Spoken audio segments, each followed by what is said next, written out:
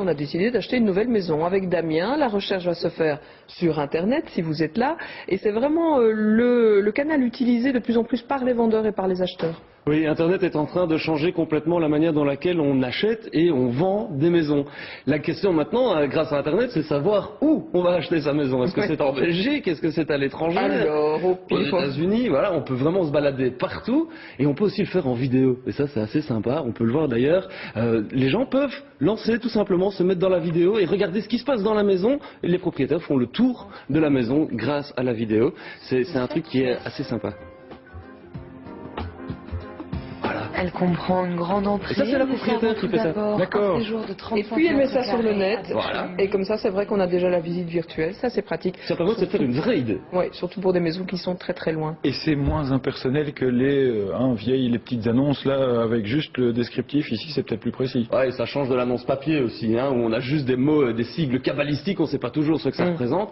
Maintenant, on sait même qu'on peut avoir des cartes, par exemple. On sait aller rechercher sur la carte en fonction du quartier. On sait voir quelles sont les rues, par exemple. Où se situe la maison, dans quelle... Petite maison à 7 millions de dollars sur la côte ouest des États-Unis. Oui, mais on voit qu'elle est près de la mer. J'achète, donc on comprend.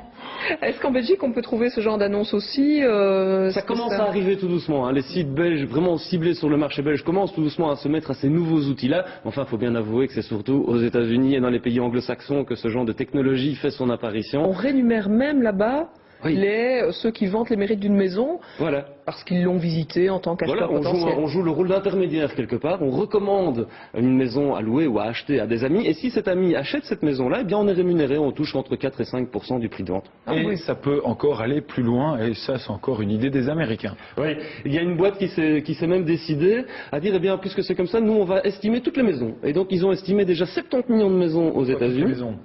Dans des quartiers, voilà, ils décident à vendre et pas à vendre. celles qui ne sont pas à vendre. Bien sûr, ça permet d'estimer comme ça le prix d'un quartier, de faire parfois même monter le prix de certaines maisons, voire le faire descendre. On peut le voir à l'écran.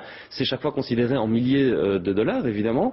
Mais ça permet de vraiment se rendre compte dans quel quartier on va essayer de trouver une maison intéressante ou de voir un petit peu comment sont les gens autour. Et puis parfois, ça dévalue aussi le niveau de la maison. Oui, mais si vous avez une cabane dans un quartier chic, le prix vont Ça grimper. devient une belle cabane. Ça dit, il ne faut pas se laisser duper par les agences immobilières qui évidemment ont compris aussi les trucs et astuces pour appâter l'internaute. Mais bien sûr, au fur et à mesure de votre sort, vous vous retrouvez avec une superbe maison à vendre pour à peine 25 000 € et vous cliquez dessus, intéressé évidemment, et alors à ce moment-là, on vous dit que le bien n'est plus à vendre, il n'a sans doute d'ailleurs jamais été. Mais vous êtes sur le site de l'agence. Voilà. Et donc ça, c'est déjà un pas de gagné pour ces agences-là.